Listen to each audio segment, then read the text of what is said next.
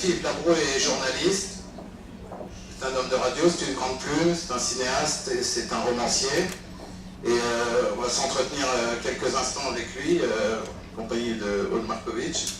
La première question que j'aimerais vous poser, donc vous avez toutes ces casquettes, on a parfois l'impression en lisant vos romans de voir un film, en voyant vos films, de lire des romans, et peut-être plus loin, pour ceux qui connaissent votre œuvre de romancier, on a le sentiment que vous mettez une grande part de vous dans chacun de vos livres. C'est presque autobiographique. Dans quelle mesure vous arrivez à... Et quelle est la différence d'écriture plus exactement quand vous écrivez les portraits de personnages réels, de célébrités que vous avez fait à 2 reprises, et des personnages de fiction? Est-ce qu'il y a une différence? Est-ce que vous faites la différence entre les personnages de fiction et les personnages réels? Évidemment. Bien évidemment, la pratique journalistique m'a conduit vers l'exercice du portrait, en particulier. J'ai fait beaucoup de reportages, mais aussi des portraits. Si vous décidez sur un portrait d'une personne qui existe, vous la regardez, vous l'écoutez, vous l'interrogez, vous prenez des notes, vous réfléchissez, même si c'était votre vision, votre regard, votre écriture, ça demeure quand même du domaine de la réalité. Ici, c'est une réalité, bien évidemment, interprétée, transposée. Il n'y a pas de portrait objectif. Même la photographie n'est évidemment pas objective.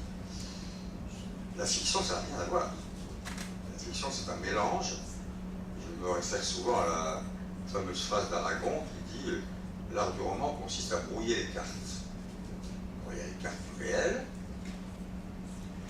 en grande partie due à mes travaux et mes expériences de journaliste, et bien du vécu dans votre propre existence, votre enfance, votre jeunesse, des cartes de l'observation, qui peut évidemment dépendre d'une pulsion journalistique, mais simplement aussi d'une pulsion de romancier. Le romancier observe. Soit il s'observe, soit il observe les autres. Les cartes de ce qu'on vous rapporte, de ce que vous recevez, des contes, des conversations, des paroles de chacun, et puis enfin et surtout la carte de l'imaginaire, de l'imagination. Il faut inventer un des bonheurs, un des plaisirs du roman, même s'il est, dans mon cas en particulier, d'une certaine façon autobiographique, c'est l'invention. Et le plaisir du romancier qui mélange donc à la fois le vécu et de l'invention, c'est qu'on ne s'y retrouve plus. Je prends pour exemple une anecdote. Je suis dans un lycée où j'étudie régulièrement certains de mes livres, puisque je fais plusieurs livres sur l'adolescence. Et un livre qui s'appelle 15 ans, qui est un petit roman qui raconte le premier amour d'un lycéen. C'est un premier amour que je n'ai jamais vécu, j'aurais aimé le vivre. Et donc ça n'est jamais que la traduction d'un fantasme. Et donc j'ai mis au fond ce que j'aurais aimé connaître, même si c'est un amour inachevé, comme tous les premiers amours, et donc insatisfaisant. Néanmoins, il y a des personnages, et j'ai donc inventé le personnage d'une jeune femme qui s'appelle Anna, d'origine russe. J'ai inventé donc sa famille, l'atmosphère de laquelle elle vit, avec son frère, l'atmosphère un peu la Cocteau, les enfants terribles et tout. Bon, bref. Donc le bouquin sort, il s'appelle 15 ans, donc il est donné en lecture à des lycéens de 15 ans. Je suis dans un lycée à Besançon, ils ont pendant un semestre étudié le livre, la construction du livre, la structure, les professeurs savent travailler avec la matière littéraire pour faire réfléchir, et ils ont développé le sens et la curiosité de leurs élèves. Et l'un d'entre eux me dit « Mais qu'est-ce qu'elle est devenue, Anna ?» Et je lui dis « Comment veux-tu que je te réponde puisqu'elle n'a jamais existé ?» Un nuage de déception et de tristesse s'est abattu sur le visage de ce jeune homme. Moi, j'en étais particulièrement fier puisque je l'avais fait exister. Et donc, elle existe, Anna. Quand je rencontre cette merveilleuse écrivain et cette adorable femme qui a Amélie Nothomb, que vous allez voir tout à l'heure, très régulièrement, elle me dit « Que devient Lumière ?» Lumière est un personnage, un de mes livres qui s'appelle « Un début à Paris », qui raconte mes débuts dans le journalisme. Et là, il y a beaucoup d'authentique. vécu, enfin le souvenir, parce qu'encore une fois, n'oublions jamais que travailler sur le souvenir, il déforme, la mémoire déforme tout. Elle interprète, elle analyse, elle filtre, elle choisit ce qu'elle veut choisir. Et au cours de ce récit, un début à Paris, j'ai inventé le personnage d'une jeune adolescente particulièrement douée. J'ai toujours été passionné par le don qu'ont certains enfants qui ne sont pas encore tout à fait des adolescents, divination, d'invention, de réflexion. Nous savons tous que c'est l'enfance qui, bien souvent, exprime, puisqu'elle est vierge et innocente, les plus grands aphorismes de sagesse. Donc j'invente Lumière. Lumière n'existe absolument pas. Quand je vois Amélie, Amélie me dit que devient Lumière. Et j'aime cette relation avec un écrivain qui elle-même sait très bien à quel point on mélange tout. Donc pour essayer de répondre à votre question, ce sont à la fois deux disciplines différentes, la rendition, la restitution du réel, et la plus rigoureuse, c'est le reportage. Parce que vous êtes sur un événement qui arrive au moment où il arrive, aussi bien la guerre d'Algérie que l'assassinat de Kennedy, qu'un mariage princier, qu'une inondation, un barrage dans le sud-est de la France, toutes sortes d'autres événements, puisque j'ai couvert, comme on dit, dans notre métier de journaliste, énormément de facettes de la vie de la société. Là, le reportage repose, encore une fois, il faut toujours revenir à la définition originelle des mots. Reportage, c'est rapporter. Reporter, on rapporte ce qu'on a vu, entendu, et on le restitue. Mais je considère même qu'à partir de l'instant où l'écrivain qui est dans le journalisme, parce que le journaliste veut très souvent devenir écrivain, rapporte, il transforme. Donc c'est assez subtil, mais c'est ça qui est intéressant. Je crois que vous avez tendu les perches en parlant de quelques événements que vous avez couverts comme journaliste. Vous avez parlé de deux choses. Vous avez parlé de l'assassinat de Kennedy. Vous vous êtes trouvé aux États-Unis au moment où Kennedy est assassiné. Et vous avez aussi parlé de la guerre d'Algérie. Or, pendant la guerre d'Algérie, vous avez été ni écrivain ni journaliste, vous avez été soldat. Et ça, c'est encore un rôle complètement différent, mais dont vous avez sorti plus tard un ouvrage. Et moi, je suis très intéressée de vous entendre parler à la fois de votre expérience au moment de l'assassinat de Kennedy. Comment est-ce qu'on rapportait, comment on faisait du reportage à l'époque, en 1963, qu'est-ce qui a changé par rapport à aujourd'hui? Et puis cette expérience de guerre où vous la vivez de l'intérieur, mais que vous avez suffisamment après de recul pour en parler comme écrivain. Bon, ben, sur Kennedy, vu le reportage à l'époque, on avait le téléphone quand on en trouvait un, et puis il n'y avait pas de tweet, il n'y avait pas de portable, il n'y avait rien de l'électronique moderne, ce qui rendait tout le travail concret, matériel quotidien, beaucoup plus ardu, difficile. Je me souviens très bien, par exemple, pas sur Kennedy, mais sur un autre événement, qui était l'explosion d'un barrage à Malpasset, au sud-ouest de la France, au sud-est de la France, quelques années auparavant, où mon principal combat avec le garçon avec qui je travaillais, on travaillait en tandem, c'était de trouver un téléphone pour pouvoir téléphoner au journal et dicter l'article. Puisqu'on dictait ces articles.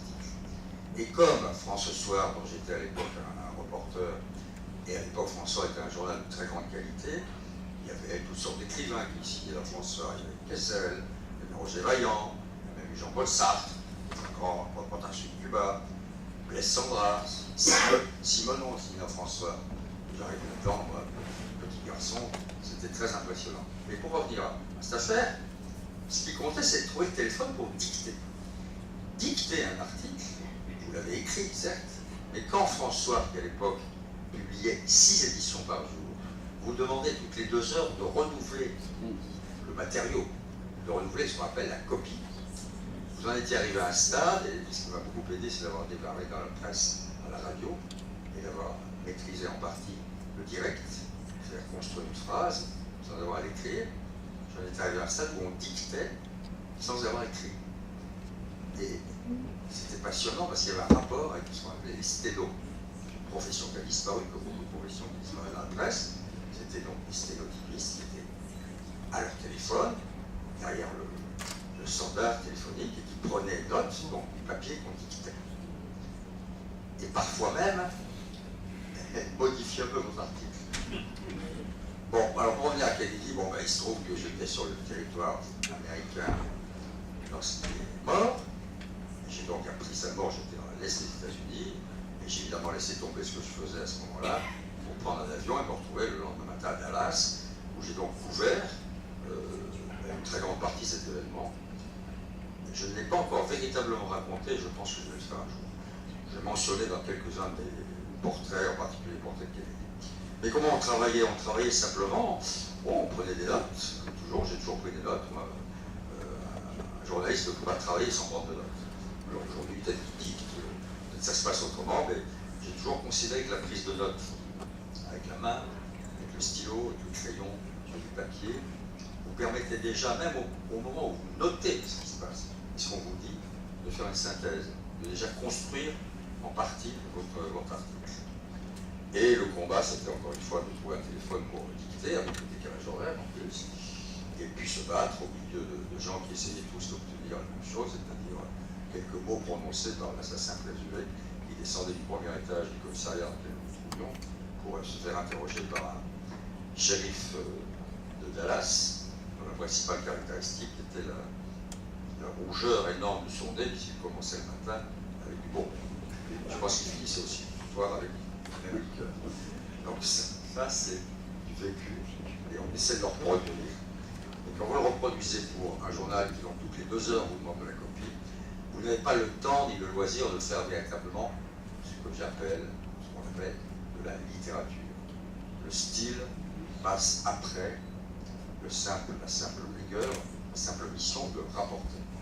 Si bien qu'au bout d'un moment, ayant une passion pour l'écriture, pour la lecture, qui a commencé, comme dit très bien Cécile, on commence d'abord par lire, ce qui vous donne envie d'écrire. Très rapidement, l'écriture journalistique m'a semblé incomplète et insatisfaisante. Et c'est pour ça que j'ai voulu verser dans le roman. Mais ayant cette expérience et ce background, comme on dit, journalistique, ça m'a amené effectivement à être très très proche de la réalité. Et donc parler de mes réalités. La guerre d'Algérie, je l'ai vécue comme soldat, certes, mais j'ai aussi vécu, puisqu'on m'a détaché de l'armée. À l'époque, c'était la fin de la guerre. Hein. L'indépendance avait été admise, et le vrai combat n'était plus entre le FLN et les forces militaires françaises, mais entre les forces militaires françaises et la guerre, l'OS, l'organisation de l'armée secrète, qui était des Français, des pieds noirs, qui se battaient pour leur terre et qui le faisaient de façon absolument abominable. Et donc j'ai vécu ces atrocités, et ayant été détaché de l'armée pour diriger 24 ans la radio, ici il n'y a plus personne, donc on allait chercher dans l'armée des gens qui avaient déjà un métier. Moi j'étais déjà journaliste, j'avais commencé la radio très tôt, donc on m'a confié la direction de la radio, des informations de la radio d'Alger, qui diffusait, sinon la propagande, du moins le message, du moins le discours, et du moins les informations favorisant l'indépendance, le discours du gouvernement de Gaulle. Et donc je me suis retrouvé face à une autre forme de guerre, qui était que les quelques journalistes qui avec moi faisions ce métier, et qui ont menacé dans d'autres Français. Donc toutes ces expériences, c'est traumatisant, évidemment, même si vous la vivez autrement que les soldats qui l'avaient vécu quelques années auparavant, parce que je n'ai pas connu vraiment beaucoup de terrain, ont fait que quelques ans plus tard, j'ai souhaité écrire un roman, très autobiographique certes, mais en même temps où il y avait de l'invention, que j'ai appelé Des feux mal éteints, qui est mon premier roman, sur la fin de la guerre d'Algérie, et qui repose sur ce merveilleux poème d'Apollinaire qui dit je connais gens de toutes sortes, leurs yeux sont des feux mal éteints, ils n'égalent pas leur destin, leur cœur bouge, leur les porte. Ça, c'est la beauté de la poésie, c'est transmettre quelque chose avec les mots les plus simples. Il m'a d'ailleurs toujours semblé que la simplicité, la limpidité dans l'écriture, c'était ce qui est le plus difficile à atteindre, mais c'était un de mes objectifs. Pour revenir à votre œuvre de romancier, je voudrais citer une phrase de votre dernier roman, je crois, Les gens. Si nous ne pouvions ne serait-ce qu'une une fois par jour regarder clairement la douleur des autres, la petitesse de nos propres affaires prendrait la forme d'une brindille. Est-ce que, quand vous écrivez, justement, est-ce que vous cherchez, et je reviens donc à la forme un peu autobiographique de vos romans, dans quelle mesure vous voulez transmettre justement la douleur des autres, ou votre propre douleur, ou est-ce que c'est une manière pour vous, en écrivant, de se débarrasser de certaines de vos douleurs, de vos faiblesses, et de ce que vous avez vécu? On se débarrasse de rien. Bon, Cécile, la politesse, la courtoisie, la très grande gentillesse de mentionner la traversée. J'ai écrit 2 livres qui sont 2 récits de douleurs vécues. Une expérience pas tellement loin de la tienne, voilà. Dans le coma pendant 10 jours, donc le monde de l'hôpital, et ça, j'ai raconté ça comme au fond un reportage. Et puis, quelques années plus tard, j'ai été victime d'une dépression nerveuse, et j'ai raconté ça dans notre livre qui s'appelle Tomber cette fois sur le V8. Donc ces 2 douleurs-là, j'ai essayé de les décrire sans complaisance, en reposant encore une fois, pardon, je te cite beaucoup, sur l'idée que l'expérience personnelle de douleur, finalement, peut devenir universelle, parce que combien de gens dans cette salle n'ont pas eu à un moment donné de leur vie, soit eux, soit leurs proches, une expérience hospitalière, une expérience médicale. Donc à partir d'un instant où vous la racontez, en essayant d'être impudique sans être indécent, ce qui me semble être à peu près la définition de ce que j'ai voulu faire, eh bien peut-être on se débarrasse pas, on ne se débarrasse jamais d'une douleur, mais au moins on la synthétise, on la contemple, on y réfléchit et on peut en tirer quelques leçons. Ça, c'est du récit. Dans les romans, je ne pense pas à la douleur de qui que ce soit. J'essaie de décrire des comportements à travers des récits, des scènes, des séquences. Je suis obsédé par l'idée qu'un roman, c'est comme un chemin, ça va d'un endroit à un autre, d'une situation psychologique ou physique, ou les deux, à une autre, à travers aussi bien des dialogues que des scènes, que quelques descriptions.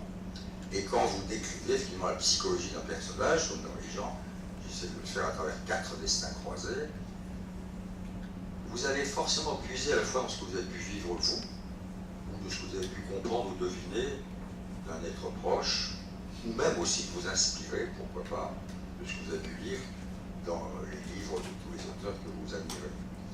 Vous savez, je pense que c'est très difficile de raconter comment on raconte. Et j'ai tendance à, comme tout écrivain, qui possède tout de même sa petite dose de narcissisme en lui, à bien aimer parler de ce que je fais, mais c'est assez mystérieux, c'est solitaire, c'est exaltant, c'est passionnant, c'est totalement insatisfaisant parce qu'on n'est jamais complètement, on n'atteint jamais complètement ce que dans son esprit on a voulu faire, mais je ne sais pas disserter sur l'écriture. Est-ce qu'il y a une hiérarchie chez vous entre l'écriture cinématographique, l'écriture journalistique et l'écriture de romancier? Il y a quelque chose qui pour vous est plus élevé, ou finalement c'est 3 styles différents que vous considérez de la même manière? Quand je regarde les films que j'ai faits, d'abord quand je les vois, je ne vois que ce qui est mauvais. Et forcément, quand je lis, si ça m'arrive, quelques-uns de mes articles, il est évident que j'accorde quand même plus d'importance, j'essaie d'en accorder plus aux livres que j'ai écrits. Et finalement, pour moi, c'est ça qui compte le plus. Mais pour répondre à votre question, tout ça repose sur la même notion, à la fois l'instinct ou la distribution génétique, j'ai des parents très littéraires, de vouloir m'exprimer.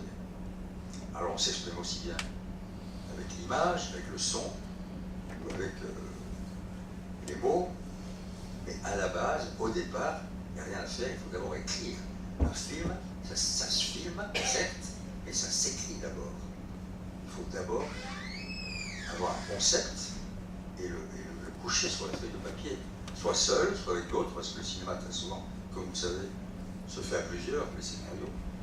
On parle des films féminins, bien sûr, c'est un génie, un grand auteur. Vous regardez les génériques d'un film féminin, il y a 5 scénaristes. Donc on ne fait pas ça seul.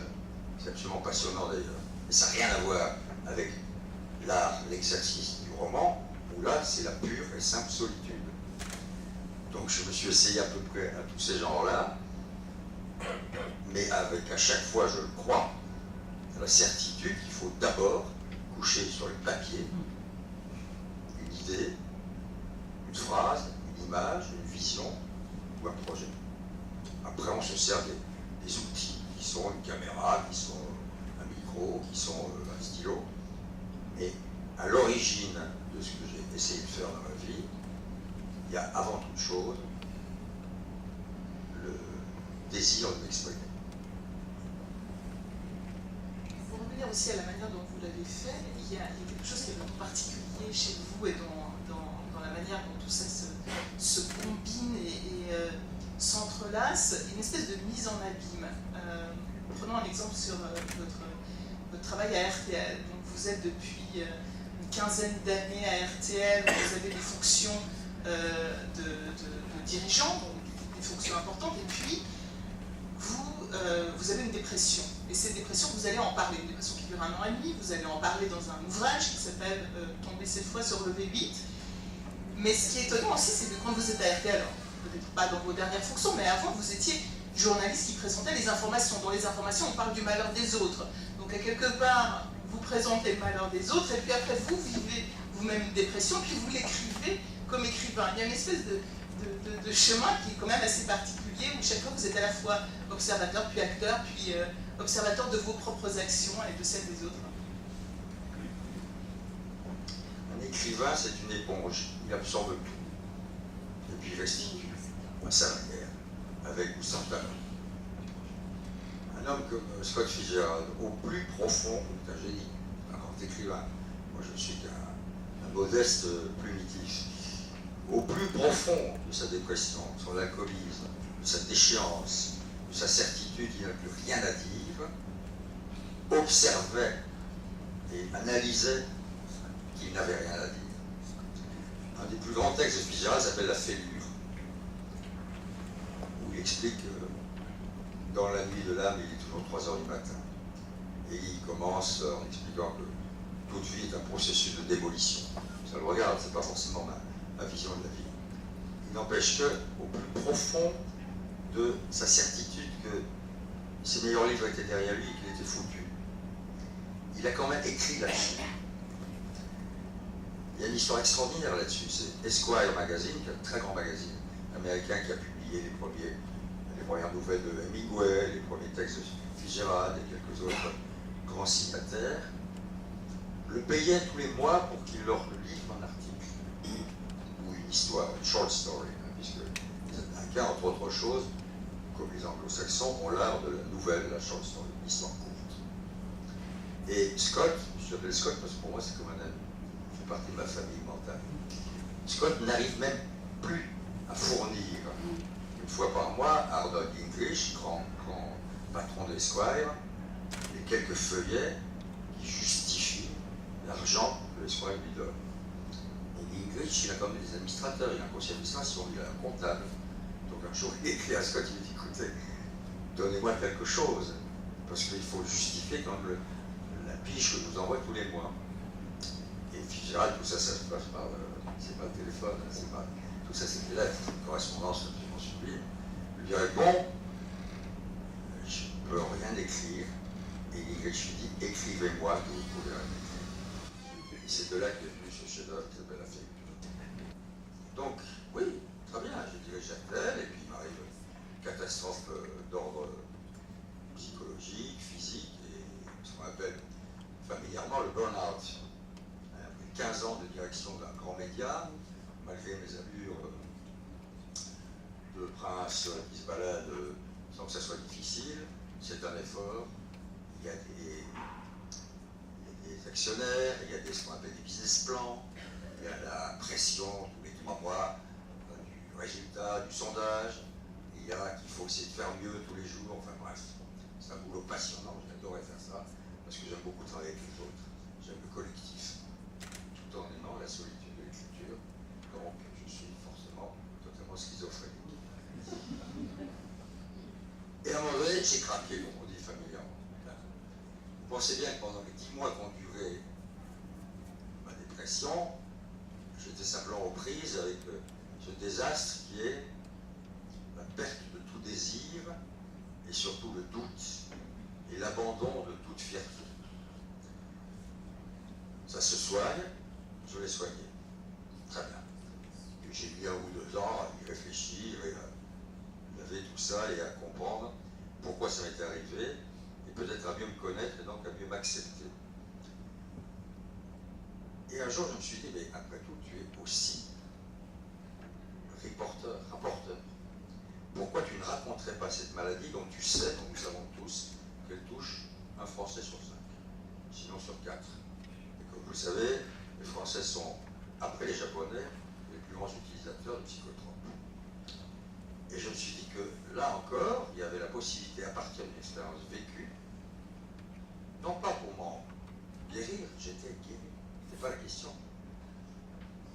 Le souci que j'avais de raconter pour qu'éventuellement ce ne soit pas utile, mais ça puisse intéresser les autres. C'est comme ça que j'ai fait ce livre. Donc j'ai pas exploité cette douleur.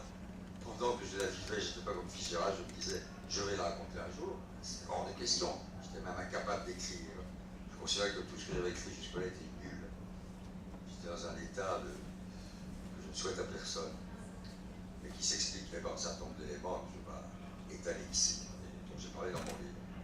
Et une fois que cette chose est arrivée, une fois qu'un événement a eu lieu, avec le recul du temps, de la réflexion, d'éventuelles conversations, soit avec des spécialistes, soit même avec votre entourage le plus proche, en l'occurrence mon épouse, arrive l'idée, l'instinct, l'intuition, l'envie de le raconter, de le restituer. Il t'est arrivé ceci, essaie de faire en sorte de dire comment c'était. C'est une phrase de Miguel. Ça demande beaucoup d'humilité et ça demande aussi justement cette solitude et de pallier de la schizophrénie entre le travail médiatique et le travail de l'écrivain.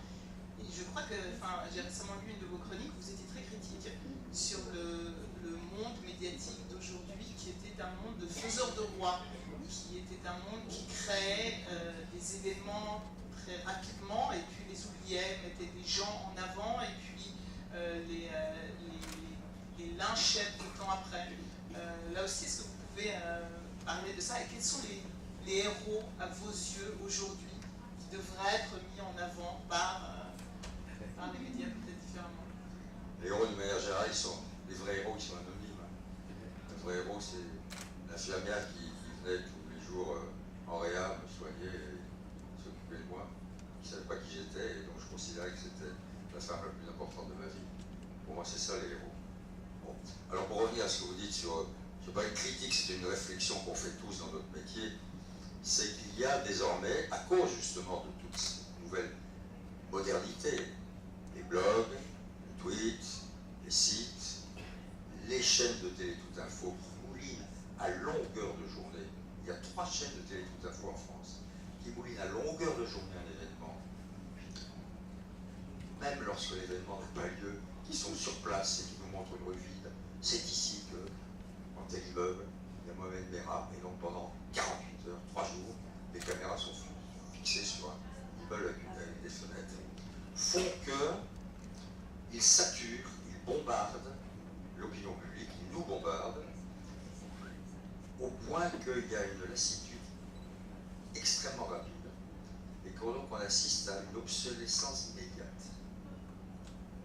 Un événement, un personnage, sauf s'il y a une vraie densité, une vraie dimension, dure 48 heures. Et effectivement, il y a des tics, des maladies, il y a des vices dans l'activité médiatique et journalistique d'aujourd'hui, selon quoi on monte effectivement très vite vers une renommée factice, une personnalité, et on la démolit à peu près aussi vite.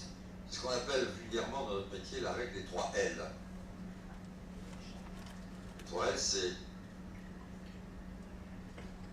on louange, on lâche, on lâche.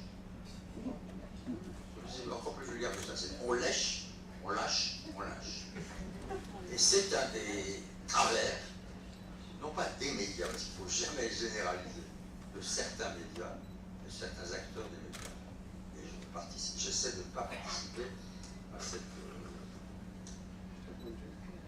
déformation, cette perversion du métier journalistique. Dernière question. Hier j'ai rencontré au Salon du Livre, à la foire à Jérusalem, un Israélien pas du tout francophone qui avait lu Le Petit Garçon en hébreu, que j'avais beaucoup aimé. Dans quelle mesure vous connaissez votre lectorat en hébreu, parce qu'il y avait, je crois, 2 livres traduits en hébreu, et comme Olivier a demandé à Cécile Guibert, quelle est votre relation avec ce pays? Une relation très profonde, puisque tout repose sur un moment d'enfance très fort pour moi et pour mes frères, qui est pendant l'occupation de la France par les forces nazies. Mes parents ont protégé, hébergé et aidé les juifs réfugiés. Ils l'ont fait au risque de leur vie, puisque c'était dans une maison qui, à un moment donné, je ne vais pas vous raconter en détail, on n'a pas le temps, a été réquisitionnée par un officier allemand, si bien que nous nous sommes trouvés, enfin mes parents, j'en avais que 6 ans, je ne comprenais pas la moitié de ce qui se passait, 2 adultes, parents de 4 enfants en bas âge, se sont retrouvés dans la situation d'avoir au premier étage de cette maison l'officier nazi qui venait le matin, qui faisait le soir et qui partait le matin, il ne faisait que dormir chez nous. Et à la buanderie, ce qu'on appelle la buanderie, c'était à la cave, un couple de réfugiés juifs et leurs enfants. Donc, c'est un moment inouï que j'ai compris beaucoup plus tard, à la faveur d'une rencontre que j'ai faite avec quelqu'un qui s'est jeté dans mes bras en parlant de mon père. Et au moment où il s'est jeté dans mes bras, en parlant de mon père, j'ai reconnu un petit garçon que j'avais vu dans cette cave 40 ou 50 ans auparavant. Ça m'a tellement bouleversé que j'ai une femme très littéraire et qui s'occupe beaucoup de mes travaux, qui m'a dit tu dois écrire un livre là-dessus. Donc j'ai écrit Le Petit Garçon. Le Petit Garçon, donc, qui a fait que, grâce à une dame qui est présente dans cette salle, Colette Hazan, mes parents ont été reconnus et honorés par Yad Vashem, juste parmi les nations. Et ça a donc fabriqué chez moi, à partir de ce livre, à partir de la réflexion et de la recherche que j'ai faite, puisqu'à l'époque j'étais trop gamin pour comprendre, c'est adulte seulement que j'ai pris la mesure du geste héroïque de mes parents, que j'ai développé un intérêt et un amour, je dois dire, pour ce pays, pour son historique, pour ses malheurs et ses problèmes et pour sa réussite. Et donc il y a quand je suis venu que 3 fois ici, dans l'espace de 40 ans, l'an dernier une fois et maintenant cette année, et j'ai une sensation quand j'arrive ici d'être en famille. On va le dire autrement. Je ne cherche pas les applaudissements, je vous donne mon sentiment. Vous dites quel est votre sentiment? Je suis ici chez moi parce qu'il y a ce lien qui a été créé grâce à mes parents, qui a fait qu'ensuite, l'an dernier, l'Université hébraïque de Jérusalem a voulu m'honorer, mais je leur ai dit c'est pas moi que vous honorez, c'est mes parents dont j'ai parlé grâce au livre. Donc ce roman, parce que j'ai mis de la fiction comme dans le livre, sauf que l'événement lui-même, le geste héroïque de mes parents, je ne l'ai absolument pas déformé ni inventé. Mais j'ai brouillé les cartes encore une fois. Donc ce bouquin, Le Petit Garçon, grâce au travail persistant et merveilleux d'une amie, Colette Hazan, a fait pour qu'il soit traduit en hébreu, fait que j'ai un lien avec vous tous et toutes ici. Merci.